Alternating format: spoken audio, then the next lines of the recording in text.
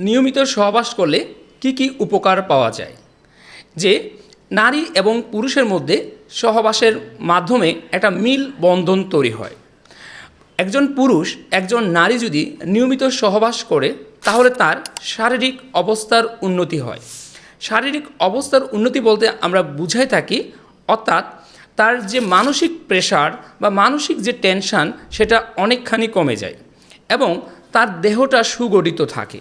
এবং মানসিক বলতে আমরা বুঝাচ্ছি তার বিভিন্ন রকমের হাজারো চিন্তা, বিভিন্ন রকমের ক্লান্তি, অবসাদগ্রস্ততা সেটা অধিকাংশটা কমে যায়। এবং কোনো পুরুষ যদি নিয়মিত সহবাস করে থাকে তাহলে তার হৃৎপিণ্ডের রক্ত সঞ্চালনটা বৃদ্ধি পেতে থাকে। নিয়মিত সহবাস করলে তার টেস্টোস্টেরন পরিমাণটা ঠিক থাকে।